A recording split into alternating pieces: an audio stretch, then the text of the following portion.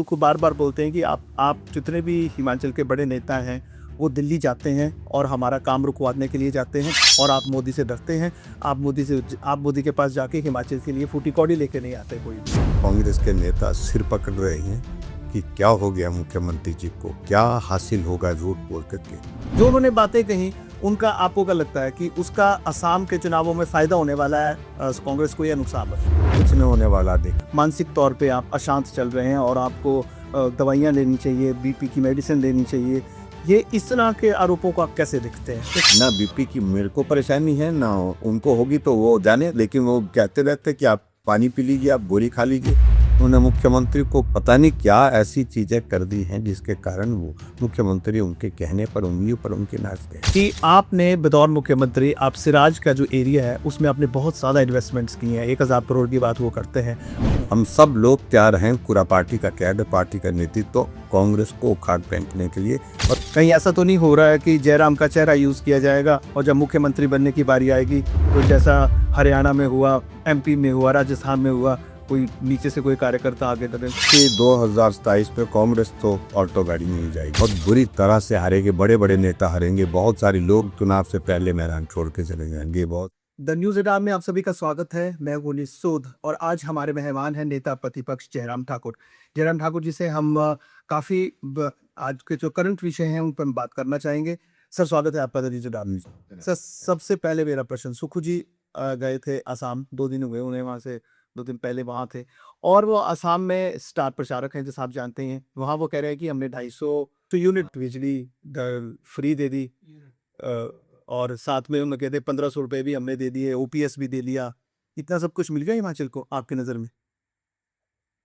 देखिए, इस बात को लेकर के हम एक बार नहीं अनेकों बार कह चुके हैं कि मुख्यमंत्री जी सत्य नहीं बोलते हैं, झूठ बोलते हैं। हम विधानसभा के अंदर जो झूठ बोल सकते हैं तो प्रदेश के अंदर, देश के अंदर तो कहीं भी बोल सकते हैं।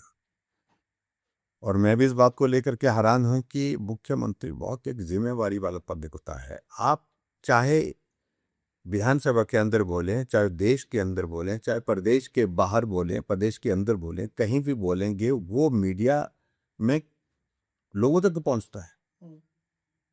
और उनको लगा कि मैं दूर जा कर के वहाँ असम पहुंच गया हूँ और असम पहुंचने के बाद यहाँ कौन पूछेगा मुझे कि आपके जो राज्यों में 250 यूनिट बोला था मैं। हाँ, तो उन सारी बातों को लेकर के उनको लगा कि मैं कोई पूछने वाला नहीं। आपने वहां पर बोला, वो सब लोगों ने हिमाचल प्रदेश में सुना, लोग हंस रहे हैं, मजाक कर रहे हैं, कांग्रेस के नेता सिर पकड़ रहे हैं कि क्या हो गया मुख्यमंत्री जी को, क्या हासिल होगा झूठ बोल करके।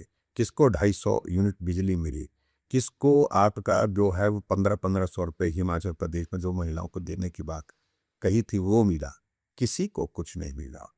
ओपीएस सिर्फ आपने एक योजना को शुरू किया है, उसका असर आएगा, उसका इम्पैक्ट आएगा, फाइनेंशियल इम्पैक्ट आएगा आने वाले समय में। लेकिन इतना मैं जरूर कहना चाहता हूँ कि उनको इस बात को कम से कम समझना चाहिए कि जो वो कह रहे हैं वो लोगों तक पहुंचेगा। जब लोगों तक पहुंचेगा तो बहुत मजाक बनेगा, हास्य लोग हंसेंगे, तो इस बात को उनको समझना चाहिए। तो वो तो और भी कई, वो तो वहाँ सलाह भी दिया है, पूर्व मतलब जो वर्तमान में मुख्यमंत्री उनको सलाह दिया है कि इस तरह से यूनिट बिजली फ्री देनी चाहिए, सोलर का ज़्यादा यूज़ करना चाहिए, और हम हिमाचल से बिजली देंगे अगर आपके पास कम हो। जो उन्होंने बातें कही उनका आपको क्या लगता है कि उसका असम के चुनावों में फायदा होने वाला है कांग्रेस को या नुकसान? बस कुछ नहीं होने वाला। देखिए, असम में कांग्रेस तो है ही, कांग्रेस बहुत बुरी तरह से हारेगी। बीजेपी की जीत प्रचंड बहुमत के साथ हो रही है। और आपने इस बात को भी देखा कि मुख्यमंत्री की तो बात छोड़िए, लेकिन इनके जो सबसे बड़े नेता हैं राहुल गांधी, जिस प्रकार से कैंपेन में वहां पर गाली गलौज कर रहे, जिस भाषा का इस्तेमाल कर रहे थे, उससे उन्होंने कांग्रेस का तो नुकसान ही किया। और जिस तरह से फिर पवन खेड़ा ने व्यक्तिगत आरोप मुख्यमंत्री के और उनकी पत्नी के ऊपर जो लगाए, और आज उनके ऊपर मामला दर्ज होने के बाद वो गुम हुए पड़े हुए हैं, वो अंडरग्राउंड हुए पर भाग रहे हैं, तो ऐसी स्थिति नहीं आनी चाहिए। इसलिए मैं ये कहूँगा कि पार्टी की ओर से एक उनकी जिम्मेवारी लगी है, उस जिम्मेवारी का निर्वहन करने के लिए वहाँ पर गए थे। लेकिन उनको झूठ नहीं बोलना चाहिए, तो उनको जो बोलना चाहिए था कि मैं अपने प्रदेश में आर्थिक संकट के बावजूद भी प्रदेश को आगे बढ़ाने की कोशिश कर रहा हूँ, लेकिन हिमाचल प्रदेश में आर्थिक संकट नहीं है ऐसा कहते हैं मुख्यमंत्री, तो मुझे लगता है कि ये और ज्यादा मैं ऐसा उसी प्रश्न पर आ रहा था। जो सबसे बड़ी बात उन्होंने वहां पे कही, वो ये कही कि जो यहाँ भी कहते रहते हैं मुख्यमंत्री जी, लेकिन उन्होंने वहां उस बात को दोहराया कि 2027 तक हम इस प्रदेश को आत्मनिर्भर बना देंगे और 2032 में सबसे प्रॉस्परस हिल स्टेट होगी पूरे देश में। तो इसके पीछे क्या आपको लगता है कि ये कैसे संभव है? आज यहाँ सैलरीज को डेफर किया जा रहा है और कई प्रकार की कटौती की जा रही हैं, बजट में आपने सब देख लिया। तो इस बात को किस तरह देखते हैं आप मुख्यमंत्री की? यही मैं कह रहा हूँ कि बात तो ये बनती है कि मुख्यमंत्री जी को अब सच्चाई को स्वीकार करना चाहिए, जो हकीकत है। आप अपनी ही बातों में उलझ करके रह गए। एक तरफ से आप बजट भाषण प्रस्तुत करते हैं, बजट भाषण के पैरा 3 में आपने कहा कि हिमाचल प्रदेश कभी भी जो है रेवेन्यू सरप्लस स्टेट नहीं हो रहा। रेवेन्यू सरप्लस टर्म जो है, इसका मतलब सीधा है कि हिमाचल प्रदेश कभी भी आत्मनिर्भर नहीं हो सकता है, अपने खर्चे अपने बलबूते नहीं निकाल सकता है। और दूसरी तरफ आप बोल रहे हैं कि 2027 में हिमाचल आत्मनिर्भर हो जाएगा उसी भाषण में, और फिर बोले 2032 में हिमाचल प्रदेश देश का सबसे अमीर राज्य बन जाएगा। हमने कहा कि मुख्यमंत्री जी, यहाँ आप कर्मचारियों की सैलरी डेफर कर रहे हैं, एमएलए की, मिनिस्टर्स की सैलरी डेफर कर रहे हैं, अधिकारियों की सैलरी डेफर कर रहे हैं, और वो फार्मूला कब लागू करेंगे आप? जिस फार्मूले में आप लोगों ने ये कर अब जो फार्मूला आप बता रहे हैं कि 2027 में इस फॉर्मूले हैरानी में इस बात की है कि इस फॉर्मूले को मुकेश अग्निहोत्री भी समझ नहीं पा रहे हैं। अभी उन्होंने एक साक्षात्कार मैं उनका देख रहा था, दैनिक सवेरा चैनल ने लिया। उन उप मुख्यमंत्री से भी इस बात को पूछा गया कि आप बताएं ये कौन सी साइंस है, कौन सा ऐसा वो फॉर्मूला लगा रहे हैं कि इतनी प्रॉस्पेरिटी एकदम से हो जाएगी। नहीं, बिल्कुल सही बात है। हिमाचल प्रदेश की जब स्थिति ऐसी नहीं है तो नहीं बोलना चाहिए। और मुख्यमंत्री जी क्यों बोल रहे हैं आज तक हमको समझ में, राजनीति आप थोड़े वक्त के लिए करिए, लेकिन सच्चाई को आप छुपा नहीं सकते हैं। तो मुकेश अग्निहोत्री ने जो बात कही है, मैंने वो सुनी नहीं है, लेकिन अगर उन्होंने ये बात कही है कि ये संभव नहीं है, प्रदेश को 2027 तक जो आत्मनिर्भर बनाना है संभव नहीं है क्योंकि बड़ा गंभीर संकट है, उन हकीकत को स्वीकार किया इसका मतलब। तो मुख्यमंत्री जी को स्वीकार करना चाहिए, मेरे कहने का अभिप्राय यही है। आप पर भी आरोप सुखू जी लगाते रहे हैं विधानसभा में, बार बार वो कहते थे कि जी मानसिक तौर पे आप अशांत चल रहे हैं और आपको दवाइयाँ लेनी चाहिए, बीपी की मेडिसिन लेनी चाहिए। ये इस तरह के आरोपों को आप कैसे देखते हैं? देखिए, जब उनसे जवाब देते नहीं बन पाता है, तब फिर वो ऐसी कहानियां रटते रहते हैं। ये बात सत्य है कि मैं अपने स्वभाव के अनुकूल कई बार वहां पर बात नहीं कर पाता हूँ। इसलिए नहीं कर पाता हूँ, जब बार बार विपक्ष के नेता होने के नाते मुझे जनहित के किसी मुद्दे पर बात करनी है, उस मुद्दे पर बात करने से रोका जाता है। परमिशन स्पीकर नहीं देते हैं, स्पीकर साहब रोक देते हैं, बीच में टोक देते हैं, मुख्यमंत्री खड़ा हो जाता है, तो कहाँ बोलेंगे? आप विपक्ष को बोलने के लिए रोक नहीं सकते उनको। और लोकतंत्र में यही तो खासियत है। और जब रोकते हैं, जब बोलने नहीं देते हैं, तब हमको ऊंचे बोलना पड़ता है। ऊंचे बोलते हैं तो उनको उनसे सुनने की आदत नहीं है। तो ये बात है कुल मिलाकर के। बाकी ना बीपी की मेरे को परेशानी है, ना उनको होगी, तो वो जाने। लेकिन वो कहते रहते हैं कि आप पानी पी लीजिए, आप गोली खा लीजिए।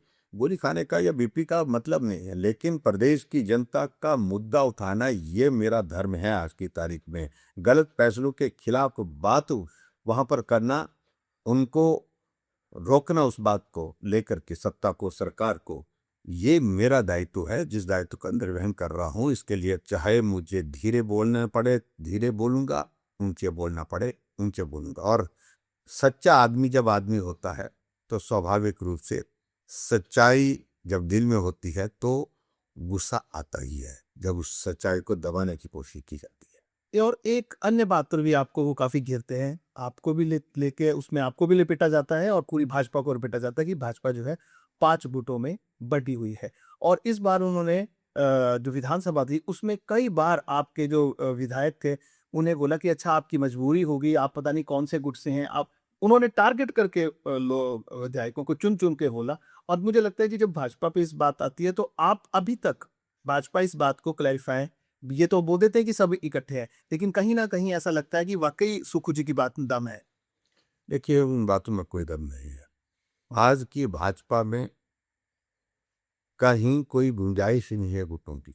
हुँ, एकजुट है, हुँ, कोई गुट नहीं है। हुँ, और गुट तो वहाँ पर है जब मुख्यमंत्री कुछ और बोल रही हैं, जैसा आपने पूछा, हुँ, मुझसे पूछा कि उप मुख्यमंत्री कुछ और बोल रही हैं।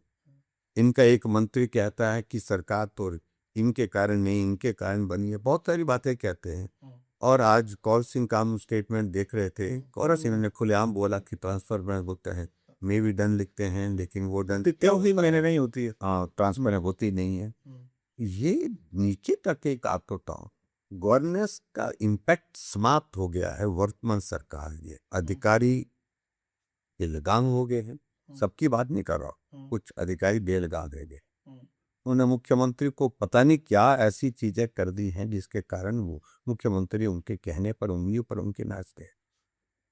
वो स्थिति नहीं आनी चाहिए। अगर गंभीर स्थिति आती है तो अधिकारी कितना भी बड़ा हो तो उनके खिलाफ कार्रवाई करनी पड़ती है। हमने की है, हुँ, इसलिए की है कि आदमी जब सच्चा आदमी होता है, हुँ, ईमानदारी के साथ काम करता है कोई आदमी, हुँ, अधिकारी की क्या मजाल है।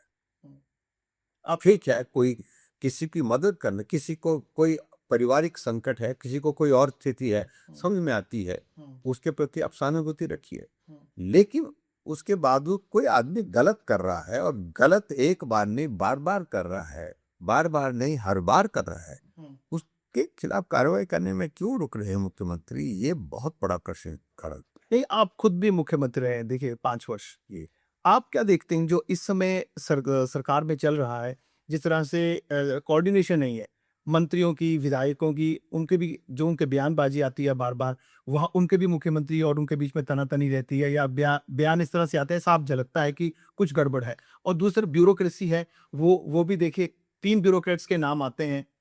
एक विवाद हो जाता है जो गुप्ता जी हैं, जो चीफ सेक्रेटरी हैं, वो 2 अन्य से के नाम ले देते हैं, प्रबोध सक्सेना के और दूसरे के। और जब ये वही सवाल मुख्यमंत्री से किया जाता है तो वो कहते हैं जी मेरे लिए तीनों ही ठीक हैं। मतलब वो कोई स्पष्ट सा जवाब नहीं देते। तो आप बतौर मुख्यमंत्री पूर्व मुख्यमंत्री आप रहे हैं, आप कैसे देखते हैं कि कहाँ पे सिस्टम में कमी है? इस सिस्टम में कमी है। देखिए, जहाँ गलत है वहाँ गलत बोलना पड़ेगा उनको, हुँ। और बोल नहीं पा रहे हैं। क्या वजह ना बोलने की वजह, नहीं क्या ना वजह बोलने की वजह है कि कुछ अधिकारियों ने मुख्यमंत्री की नब्ज पर जो है वो उंगली रख दी है, उन्हें नब्ज पकड़ ली है, इसको हम बोलते आपको हैं। लगता है कि और उन सारी बातों के कारण जो है, क्योंकि ऐसा होता है कि कई बार इस तरह की स्थिति पैदा होती है कि कुछ लोग जानबूझ करके 2-4 चीजें गलत कराते के चले जाते हैं।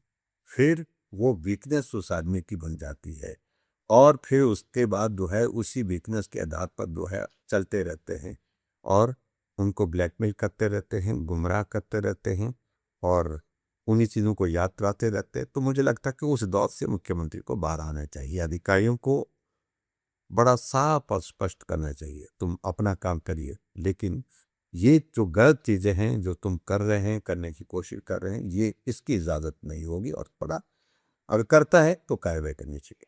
तो आपको लगता है कि कहीं न कहीं ब्यूरोक्रेसी जो है वो इस समय उन मुख्यमंत्री पर हावी हो चुकी है, हावी हो कमज़ोर उनके आगे कमज़ोर दोनों रूप से हावी हो चुकी है। मैं देख रहा था कल एक तरफ से नोटिफिकेशन निकली है कि एक्सटेंशन और रीएम्प्लॉयमेंट पर रोक, एक तरफ से उसी दिन जो है दूसरी एक नोटिफिकेशन निकली है, किसी को जो है वो रीएम्प्लॉयमेंट दी गई सेम डेट की। हाँ, सेम। तो वो बड़ा विचित्र स्थिति है। तो ये मुझे लगता है कि इन चीज़ों को लेकर के विचार करने भी हो। आपको मुख्यमंत्री घेर रहे हैं आजकल, मैंने देखा है अपने बयानों में, घेरने की कोशिश कर रहे हैं, सच्चाई आप जान सकते हैं कि आपने बतौर मुख्यमंत्री आप सिराज का जो एरिया है, उसमें आपने बहुत ज़्यादा इन्वेस्टमेंट्स की हैं, 1000 करोड़ की बात वो करते हैं और कहते हैं सारा के सारा जो फाइनेंस पैसा था, वो वहाँ डाइवर्ट हो गया और बाकी हिमाचल, हमीरपुर और ये बिलासपुर ये एरियाज़ को गए, यहाँ मुख्यमंत्री ना जाते थे और ये टोटली निग्लेक्टेड है। तुमको इस बात को समझना चाहिए। मैंने 1 साल से भी पहले हिमाचल की 88 कॉन्स्टिट्यूंसी का दौरा किया, जबकि मुख्यमंत्री के 3.5 वर्ष का कार्यकाल पूरा होने जा रहा है। अभी कुछ एक विधानसभा क्षेत्र है जहां उनका जाना ही हो। और जितना ये दौरा करते हैं उससे मैं 10 गुना ज़्यादा दौरे करता था। हुँ। क्योंकि लोगों की समस्याओं को समझना, जानना और उसके बाद मौके पर समाधान करना तभी संभव हो पाता है जब आप लोगों के बीच में जा करके उनको मिलते हैं, उनको सुनते हैं। हुँ। यहाँ तो रिवाज ऐसे भी है कि हिमाचल प्रदेश में तो मुख्यमंत्री के वहाँ पर लोग आते हैं, लेकिन उसके बावजूद भी मुख्यमंत्री नहीं मिलते। मैं रात को भी मिलता था, दिन को भी मिलता था। हुँ। किसी की मदद मैं कर पाऊँ, ये मेरी एक इच्छा रहती थी, वो करता था, मैं जितना भी इस समय मेरे को मिल पाता था। लेकिन जहाँ तक आरोप की बात कह रहे हैं, मैंने हिमाचल प्रदेश के 68 की 68 विधानसभा क्षेत्र में काम किया है। आज हिमाचल प्रदेश में आप पूरा देख करके आएंगे, पूरे हिमाचल प्रदेश पूरा रिकॉर्ड देखेंगे, जितना संतुलित विकास पिछले 5 साल के कार्यकाल भाजपा की सरकार के दौरान हुआ, आज से पहले के नाबार्ड की सड़कें बांध करके दी, CIRF की सड़कें बांध करके दी, सभी विधायकों के सभी इलाकों में कांग्रेस के विधायक वहां पर भी दी, और उसके बाद विकास कार्य के लिए खुला पैसा दिया जितना मेरे से हो सकता था। और उसके अलावा मैंने अपने विधानसभा क्षेत्र का भी मैं विधायक हूँ, वहां पर भी काम किया।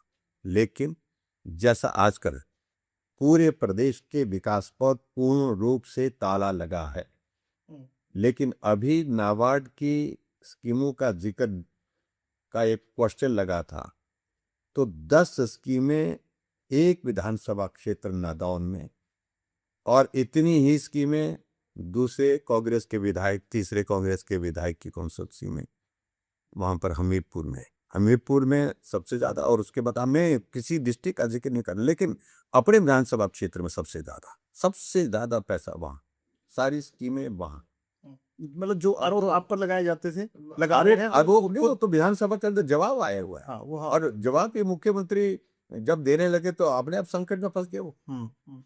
और मेरे विधानसभा क्षेत्र की एक सड़क है उसमें, हुँ, एक सड़क क्या है, हुँ, मुख्यमंत्री की विधानसभा क्षेत्र की 11 सड़कें हैं उसमें। हुँ, तो वो पानी की स्कीमें हुँ, सारी की सारी वहाँ, हुँ। ठीक है, काम की जरूरत वहां पर भी होगी, विकास की जरूरत होती, लेकिन ऐसे आरोप लगाना, ये किसी को बदनाम करना, किसी को बार बार इस तरह से टारगेट करना, ये उचित नहीं है। आखिरकार मैं भी चुना हुआ प्रतिनिधि हूँ उस विधानसभा क्षेत्र का, और चुने हुए प्रतिनिधि के नाते मुख्यमंत्री बन करके मेरा फर्ज भी बनता था काम करके, काम की जरूरत भी वहां ज्यादा थी। डेंसिटी ऑफ रोड अगर आप कंपेयर करेंगे नादौन और सराज की, दिन रात का अंतर है। आप कांगड़ा या दूसरे जिले के, बिलासपुर जिले के या दूसरे जिले के साथ करेंगे, हमारे इलाके की डेंसिटी ऑफ रोड्स का आप देखेंगे, रात दिन का अंतर है वहां पर। उसको अगर हमने बराबर करने की कोशिश की, उस दिशा में थोड़ा काम करने की कोशिश की, मैं समझता हूँ कोई गलत नहीं किया। सर, एक काफ़ी बड़ा आयोजन, अब चलिए 2 दिन पहले की बात कर लेते हैं। 6 और 7 अप्रैल को काफ़ी बड़ा आयोजन एक जो मंडी में हुआ, काफ़ी बड़ी बैठक हुई आपकी, और इस तरह की बैठक जो थी मेरे ख्याल जब आप मुख्यमंत्री बने तो उसके बाद एक पहली बार हुई थी मंडी में, और ये आपने दूसरी करवा दी। ये कहीं न कहीं, और काफ़ी राष्ट्रीय स्तर के नेताओं को भी आपने मंडी में बुला लिया, और इसका इम्पैक्ट ये देखा जा रहा है कि कहीं न कहीं ये चुनावी बुगल बज रहा है और उसकी तैयारी में आप हैं, और इसे हम ये मान के चलें कि अब आप ये मैसेज देना चाह रहे हैं कि I am ready for the elections, और मुझे बड़ी नहीं, मैं जिम्मेदारी दोबारा दी जाए। तो देखिए, पहली बात है, एक तो ये है कि ये हमारी सौभाग्य की बात है कि लंबे अंतराल के बाद मंडी को प्रदेश कार्य समिति करने का अवसर मिला। 2018 में यहाँ मंडी में कार्य समिति की बैठक थी, जहाँ जब मैं उस वक्त मुख्यमंत्री था। तो अभी 3.5 वर्ष का कार्यकाल हिमाचल प्रदेश में कांग्रेस की सरकार का पूरा हो गया। कैरियर का दौर चल रहा है पूरे प्रदेश भर में, आने वाले समय के लिए, विधानसभा के चुनाव के लिए। और मुझे इस बात की खुशी है कि मंडी में ये बैठक रखी है, उस दिशा में रहते उस तरह से है। लेकिन ऐसा नहीं है कि आप बोले कि आप इसका मतलब ये है कि I am ready, I am not, we are ready, we all are ready. हम सब लोग तैयार हैं, पूरा पार्टी का कैडर, पार्टी का नेतृत्व तो कांग्रेस को उखाड़ फेंकने के लिए। और मुझे इस बात की खुशी है कि पिछले कल जो यहाँ पर प्रस्ताव किया गया कि कांग्रेस की सरकार को, भ्रष्ट सरकार को उखाड़ फेंकने का संकल्प लिया गया, और इसके लिए अब आने वाले समय में आप देखें कि भारतीय जनता पार्टी के कार्यक्रम जो है हर विधानसभा क्षेत्र में होंगे, और जो जन विरोधी नीतियां उनके खिलाफ आवाज बुलंद करें। नहीं तो आप देखिए, इस बात से तो आप भी एग्री करेंगे, यह सारी हिमाचल की जनता जानती है कि इस समय भाजपा का सबसे बड़ा चेहरा हिमाचल प्रदेश में आप हैं। पर आप एक बार मुख्यमंत्री भी रह चुके हैं और आगे जो समीकरण है वो भी कुछ इसी तरह के है। आपके नेतृत्व में ही काफ़ी लोग जनता जो है वो जयराम का चेहरा देख के ही जनता जुड़ती है हिमाचल में, ये भी सत्य है। लेकिन भाजपा एक आप जानते हैं कि अगर आप राष्ट्रीय स्तर पर देखें तो भाजपा बड़ी अनप्रेडिक्टेबल पार्टी है। कहीं ऐसा तो नहीं हो रहा है कि जयराम का चेहरा यूज़ किया जाएगा और जब मुख्यमंत्री बनने की बारी आएगी, तो जैसा हरियाणा में हुआ, एमपी में हुआ, राजस्थान में हुआ, कोई नीचे से कोई कार्यकर्ता आगे बढ़े। क्या ऐसी परिस्थिति के लिए तैयार हैं? हमारी पार्टी में जो एक पार्टी का सिस्टम है, उस सिस्टम में पार्टी का केंद्रीय नेतृत्व तय करता है किसको तय करना है। इस पर हमारे यहाँ नीचे चर्चा करने का कोई अर्थ नहीं है, चर्चा होती भी नहीं है, ना होनी चाहिए। ये फैसला जब केंद्र के नेतृत्व का जो आएगा, जिसको हम सब स्वीकार करते हैं, जिन राज्यों में फैसले हुए हैं वहाँ के लोगों ने स्वीकार किए हैं, सरकारें बनी हैं, सरकारें चल रही हैं। हिमाचल प्रदेश में भी केंद्र का नेतृत्व जो फैसला करेगा, मुख्यमंत्री वो बनेगा जो केंद्र का नेतृत्व तय करेगा। इसलिए अनावश्यक रूप से हमको कहीं भी किसी बात को सोचने की जरूरत नहीं पड़ती है। हमारे जिम्मे सिर्फ एक काम है, भारतीय जनता पार्टी की जीत सुनिश्चित करना, भारतीय जनता पार्टी को सत्ता में लाना। इस काम के लिए हमने भी आप भारतीय जनता पार्टी सत्ता में आए, हम तो यही चाहेंगे और उम्मीद भी करते हैं। लेकिन सर एक यूजीसी का एक बड़ा मुद्दा है जो भाजपा के गले की फांस बना हुआ है और अब देखिए बार-बार इसको थोड़ा-सा रोक इस पे लगा दी गई है, लेकिन पूरी तरह से मुद्दा खत्म नहीं हो पा रहा है। तो ये ऐसा लगता है कि ये बड़ा मुद्दा बन जाएगा और ये आपके लिए चुनावों में एक कोई अच्छा संकेत लेके नहीं आ रहा है। तो इस पर चुप्पी क्यों साध रखी है सर ने?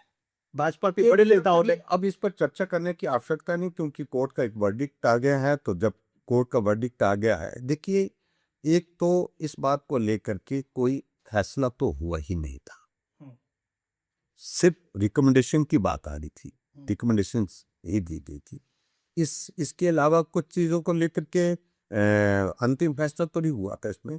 लेकिन अब इस सारी चीज को कुछ लोग मुद्दा बनाने की कोशिश कर रहे हैं, तो मुझे लगता नहीं है सारी चीज सब देखिए ना, अगर आप इसको एज इट इज रखते हैं तो आपके जो जनरल कैटेगरी वाले नाराज हो जाएं, अगर आप इसको रोल बैक करेंगे तो एसटी वाले नाराज हो जाएंगे, तो आपके तो गले की फांस है ही ना ये। लेकिन देखिए, इसमें जो भी बहुत गंभीरता से सारे विषय को लेकर के विचार चल रहा है, जो भी फैसला हो गया वो सबके लिए अच्छा होगा।